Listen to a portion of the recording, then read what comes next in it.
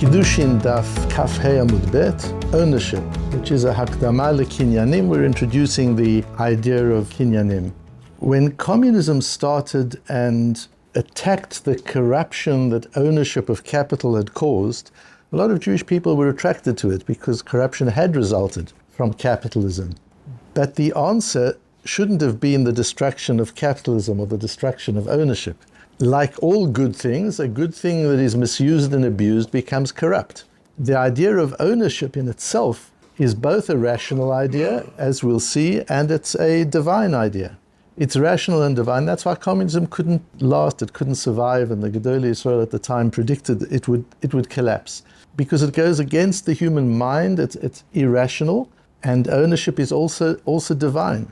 Through the Torah, the Ribbono Shel Olam teaches us how to think about ownership and how to think about commerce in ways that harmonize the human and the divine. And so this part of Kiddushin, where we get into laws of kinyanim, actually serves as a bit of an introduction to Seder Nezikim, which we're going to start Shabbos Parshas Vayera in November. We'll be starting Bava. And this gets us into the thinking about Nezikin, which is the Seder that deals with laws of commerce. But it's much more than laws of commerce. It's really to learn how to think in a way that is both rational and divine at the same time.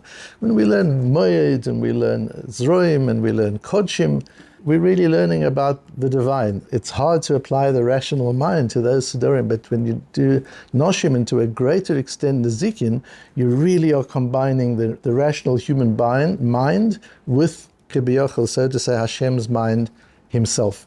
And today we're going to collide 2,000 years of thought. We'll start with a Mishnah from the 3rd century, we'll have a Rashi from the 11th century, and then we've got a Kuntras Asfekis and a Reb Shimon Shkop and Reb Shimshon Raphael Hirsch from the 18th, 19th, and 20th centuries. And we'll bring them all into our Beis HaMedrash this morning, and in 15 or 20 minutes we'll see how they understand kinyanim, at least begin to get some sense of it. Our Mishnah talks about the kinyan that applies to animals. Again, we've talked about kinyanim before. Kinyan is the act of transfer of ownership and defines the moment from which ownership is transferred.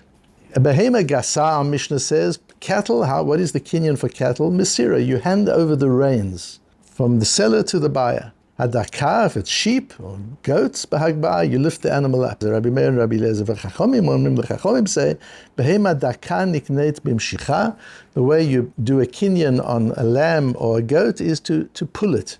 You make it move. That's the way that you do it.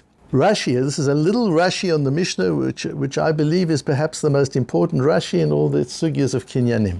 Nikneit b'mesira ba'aleha mosrim ota lelokeach ba'afsar. The wording of Rashi here is exquisite. The owner transfers the animal, to the buyer by the reins. You don't transfer the reins. You don't hand over the reins. You hand over the animal. The way you hand over the animal is by passing the reins from one to another.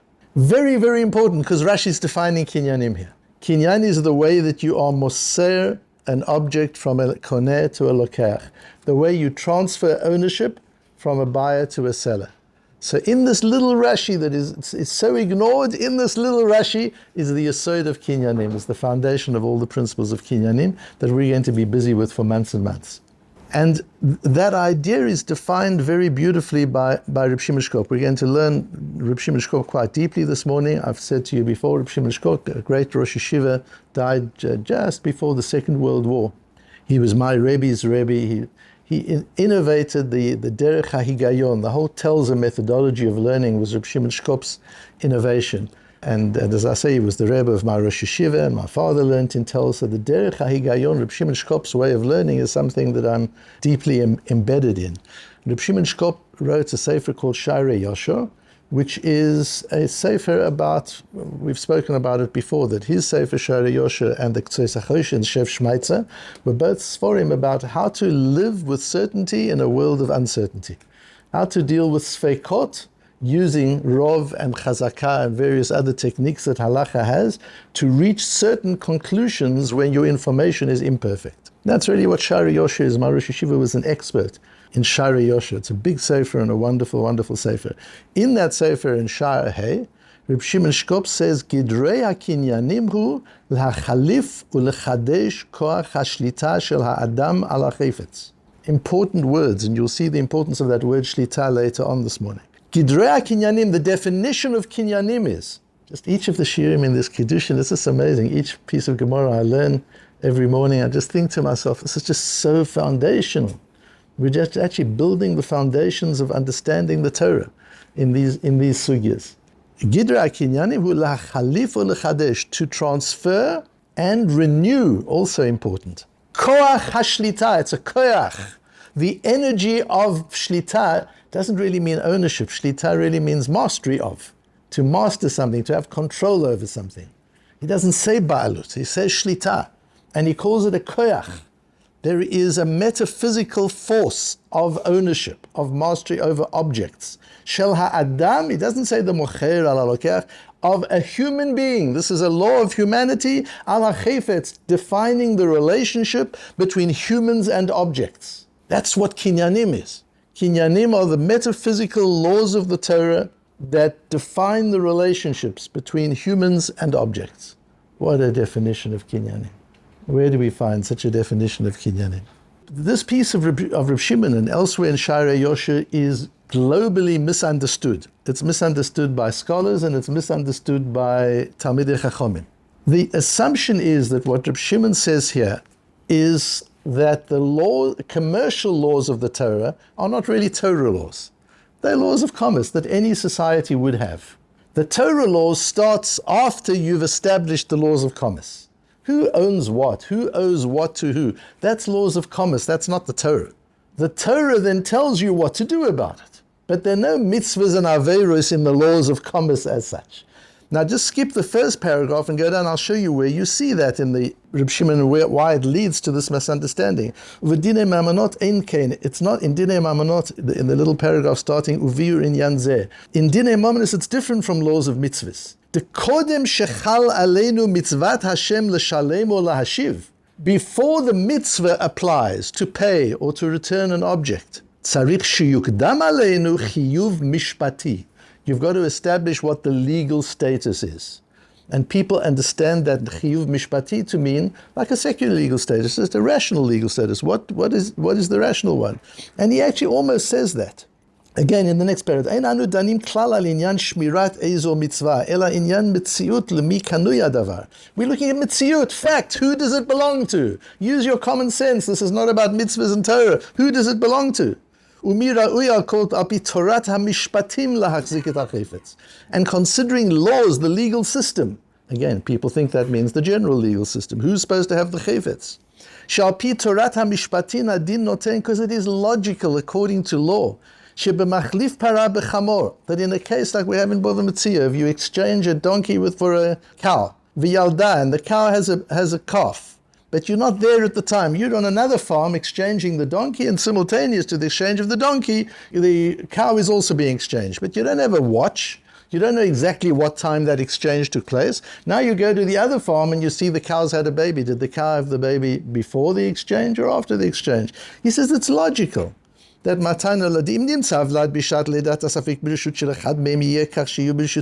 depends where, in whose reshut it was found. If it's found in an unowned territory, as Linan Bata Marakama, we'll assume that it belongs to the original owner. The law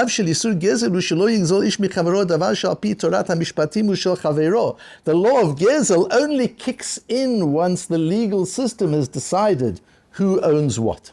So you've got two things. You've got the legal system, and then you've got the Torah kicking in, and that's how people misunderstand Reb Shimon Shkop. And I'll prove to you that it's a misunderstanding, because Reb Shimon starts Shar Hay with a wonderful, famous kasha that he's not the first to ask, but he's one of the people who ask it. Why in matters of mamonot, in monetary matters, in commercial halachot, do we say that sofek momon lahakil, you go the lighter way? If you've got a doubt, who does it belong to? Do I have to give this back or don't I have to give this back? You go the sofek momon lakula. If it's a monetary doubt, you take the lighter view. What about Isur Gezel? If I take the lighter view, maybe I'm over on Isur Gezel, and Isur Gezel is an Isur Doraisa, and when there's a Sofek Doraisa, it's Sofek Doraisa l'chumra. So you begin to see the separation of the idea of the commercial law and the halachic law of Gezel. This is where it originates from. He then brings the Kuntras Asfekis. The Kuntras Asfekis is the brother of the Ktseis HaChoshen, 18th century. The Kuntras Asfekis, his brother, the Ktseis HaChoshen, thinks very, very highly of the Kuntras Asfekis. Kuntras Asfekis started off after he got married, he worked as a barman to earn a living. It's quite interesting. Not for long, he then became a Rebbe in a yeshiva, and then he became the Rov, the Dayan of Munkach. So this was a huge person. Imagine you walk into the bar, you could have been served by the Kuntras Asfekis. Just imagine, you don't know when you walk into a bar who's standing on the other side of the bar. Might be the Kuntras Asfekis, you've got to check. Anyway, the Kuntras Asfekis asks this question as well, and he says, Piruke daham milta kachu, this is Reb Shimon quoting him. Reb Shimon Shkop said, by the way, everybody should have an achron that teaches him how to learn. One of my rabbeim, my cousin, Rabbi Avrom Gruvitz, the Rosh Hashiva of Geitzer, told me that when he was young, the Minchas Chinuch was his Rebbe, taught him how to learn. The Reb Shimon says the Ktseis HaChoshen taught him was his Rebbe in learning. To teach methodology and language, how to think in learning, what words to use, what phrases, what concept, how to conceptualize in learning. You need an achron to teach you that, and you need to know, choose an achron and know it very, very well. So Reb Shimon brings the Kuntras Asfekis and says the answer is that Lo asra Torah hagezel ela mashu shel chaveiro mitzad hadin. Gezel only kicks in when you've established what the din is. So in establishing what the din is, you don't have to say Safek Doraisa L'chumra, because this isn't a Safek Doraisa. This is not a Torah doubt. This is just establishing the law. Once you've established the law, now the Torah kicks in with the Isur of Gezel. That's where Reb Shimon gets it from. And he says, the Kuntras Asfekis says very well, but he doesn't expand it fully. So you see from Reb Shimon that he's building on the Kuntras Asfekis. Nobody accuses the Kuntras Asfekis of saying that the laws of Mishpatim, the commercial law, are secular in their nature. Because he uses the word mitzad adin, whereas Reb Shimon Shkop uses the word mitzad mishpatim, because he's trying to separate the din of Gezel with the mishpat of Mominus. So he uses two separate words. But he's talking about Mishpat HaTorah. It's the Torah that teaches us laws of ownership and how to transfer ownership. This is a blueprint with which the world was created. This is not something that we just make up. The laws of Kinyanim are laws of the Torah. Of course, Rabbi Shimon Shkop holds the same. You see from the fact that he builds on the Kuntras Asfekis, he doesn't disagree with the Kuntras Asfekis. And why is this so important? Because where does the law of Kinyanim start from? Where do we get the idea of Kinyanim start from? The very first time we get it is Malki Tzedek teaches us the laws of Kinyanim. Malki Tzedek, the king of Shalem, Yerushalayim at the time, who says to Avram, Vayavarcheyu vayomar Baruch Avram lekel elyon koneh shamayim va'aretz. He uses the word Kinyan, and he uses it in respect to Hashem. So you see, Kinyanim is a divine concept. This is not just a legal system that men made up. Malki Tzedek recognizes the concept of Kinyan is much deeper than that. And Reb Shimshon Raphael Hirsch explains that posuk unbelievably brilliantly. Reb Shimshon Raphael Hirsch, we're so lucky, we've got it in Hebrew, we've got it in English, it was written in German.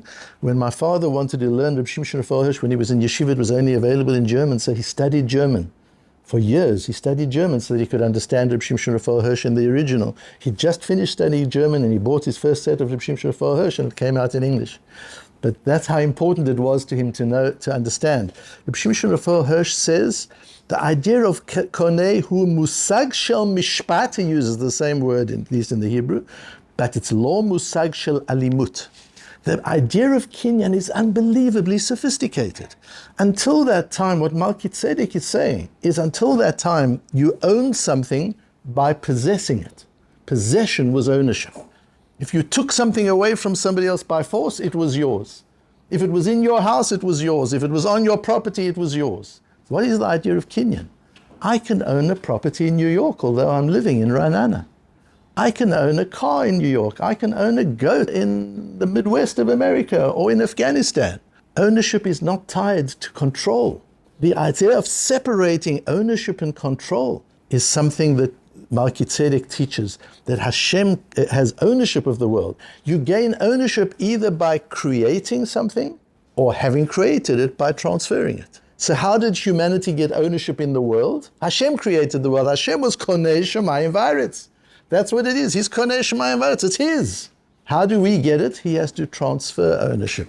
Like Rashi says, you are muslim ota lelokach, because this is a way of being machlif ulechadesh koach hashlita. The Rebbeinu Shalom gives us the capacity to master, to have control over the world. And we use kinyanim in order to do that. He teaches us the principles of kinyanim, because with kinyanim you can gain legal mastery without having to have physical control.